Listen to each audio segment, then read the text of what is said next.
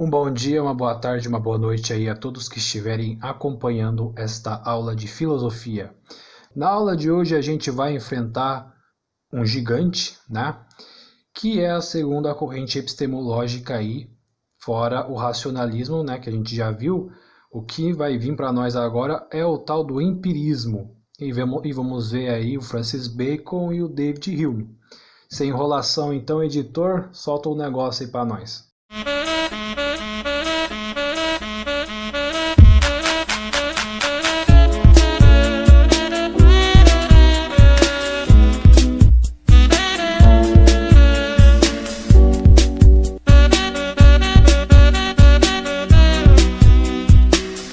Primeiramente, então, pelas características, né? O que caracteriza o empirismo? Primeira coisa, né, que a gente pode ver, que ele é totalmente contra a questão das ideias inatas, ou seja, para um típico empirista, essa questão de ideias inatas, formadas, que vêm de fábrica, desde o seu nascimento, vamos dizer assim, não existe. Para eles, esse papo é uma baboseira do cacete. Eles não acreditam, então, nas ideias inatas. E o que eles acreditam? Eles acreditam que absolutamente tudo que está na cabecinha de cada um de vocês, e está na minha cabecinha também, ou melhor, um cabeção, né? Tudo vem é cabeção porque realmente, né? Se vocês verem minha foto de quando eu era bebê, vocês vão ficar impressionados, porque eu parecia um negócio muito doido, um planeta, esse negócio absurdo. Editor, coloca a foto aí de quando eu era bebê. Preguiça. Tá, tudo vem então da experiência sensível, ou seja, o contato que você tem, né, com o mundo, né, por meio dos seus 5 sentidos, certo? Então tudo que está na nossa cabeça, seja abstrato, lembrança, tudo vem exclusivamente do seu contato, da sua interação com o mundo sensível, certo? E por conta disso que eles vão valorizar mais a questão da experiência concreta, ou seja, essa questão da interação entre você, seus 5 sentidos, né, com a realidade externa. E como eu falei, vamos ver então o Francis Bacon, que já deu uma fome já falando o nome dele aqui, e o David Hume. Então, bora lá. Então, vamos ver aí sobre o Francis Bacon. Bom, vamos ver, né? Já dá pra ver que o cara é estiloso, né? Ele tem um chapéuzinho, pá, o cara naquela época lá, muito fashion. Eu sou rica! Ele é considerado como o pai do pensamento científico moderno, sabe? Já ouviram falar em método científico? Então, tem muita coisa a ver com ele.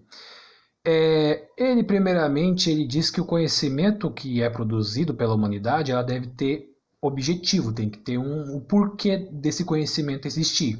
Não pode ser de enfeite. Então, ele diz que os principais objetivos do conhecimento, primeiramente, é o progresso da humanidade. E outra coisa é o controle da natureza. Isso é muito interessante, né? Porque isso é uma tendência, né? Do pensamento científico, principalmente, de querer controlar as coisas, de querer controlar o mundo, a natureza, explicar todos os fenômenos, né, da natureza, do cosmos, né? E o controle das coisas em si por meio da razão e da ciência, isso a gente vai ver bastante daqui para frente, certo? E isso começa já meio que por aqui, né? Através de Francis Bacon. Então guardem isso, certo? Então, o objetivo do conhecimento para Francis Bacon tem que ser, então, primeiramente, o progresso da humanidade e o controle da natureza, né? E é um bagulho que não pode ser meramente especulativo, não pode ser meramente teórico, tem que ser um bagulho prático, tem que ser útil, senão para ele o conhecimento que é produzido não vai adiantar de bosta nenhuma, né? Então, ele diz que então o conhecimento ele tem que dar um benefício prático para as pessoas, né? Tem que ter um resultado prático, tem que ser útil, né? Não pode ser meramente aquela coisa, brisar assim, pá, natureza, cosmos, pá, não. Para ele, o bagulho tem que ser, né? Tem que ter uma utilidade prática, né? Tanto que ele é das ciências, então é uma coisa que as ciências, né, não são meramente teóricas, elas são práticas, então é um reflexo disso. Enfim, uma coisa interessante é que ele critica o método científico de Aristóteles. Vocês se lembram de raciocínio indutivo? Então, é o bagulho aqui que o Francis Bacon ele critica. Ele critica esse método de Aristóteles, né, o método do raciocínio indutivo, que ele vai chamar de indução enumerativa. A gente vai entender isso aí melhor daqui a pouco, né? E essa crítica é feita aqui, né, na obra que ele escreveu chamado Novo Organum. Então, no Novo Organum, né, a obra desse cara aqui, do Francis Bacon, ele vai fazer toda essa crítica aqui do bagulho de Aristóteles, né, do método dele. E a partir daí ele cria, então, o que a gente chama de método científico ou, né, método baconiano, né, que é a indução eliminativa. Ah, indução eliminativa, enumerativa, a professora, a grande bosta, não muda quase bosta nenhuma. É o que você acha. Tem bastante diferença. Mentira, tem quase nada, vocês vão ver daqui a pouco. Enfim, antes de produzir então o conhecimento, antes de usar o método da indução eliminativa, o método do Bacon aqui, antes de mais nada, o Francis Bacon ele vai dizer que a gente precisa fazer um processo de purificação da mente. Porque ele preza muito pela questão de você tirar toda a sua subjetividade na hora de fazer ciência, né? Você não pode colocar suas emoções, os seus desejos, as suas vontades nos experimentos científicos. Ele diz que a ciência, para ser verdadeira, ela tem que estar 100% livre de qualquer forma de natureza humana no meio do experimento, vamos dizer assim, né? E para isso, ele diz que a gente precisa se livrar do que ele chama de ídolos, né? O que é ídolo? O que é ídolo, né? Ídolo para ele, né, seria impurezas mentais que impedem, né, essa desvinculação que ele propõe, né? Então, são impurezas mentais, né, que prejudicam o experimento científico, né? Porque esses ídolos fazem com que as suas emoções, os seus sentimentos, a sua subjetividade fiquem misturados no processo científico. E Francis Bacon diz que isso é ruim porque, no final, o que você vai produzir não é ciência.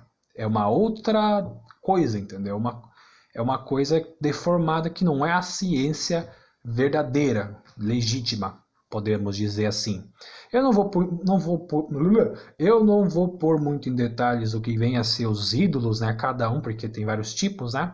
Vocês podem ver no PDF que vocês têm, né, da nossa disciplina, que eu coloco lá, né, os tipos específicos de cada ídolo, né? Mas eu não vou falar por aqui, né? Porque senão vai tomar muito nosso tempo. Mas o que vocês precisam saber é isso: os ídolos são impurezas que impedem da gente produzir a ciência realmente neutra, sem influência das nossas emoções, né?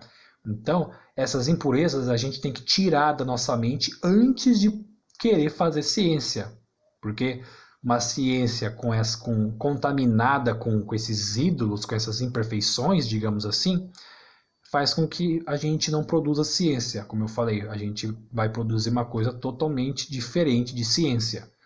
Então Francis Bacon vê isso, que a ciência tem que ser um negócio neutro, tem que ser um negócio frio, imparcial, independente do que o ser humano quer, do que o ser humano gosta, entendeu? Tem que ser uma coisa à parte.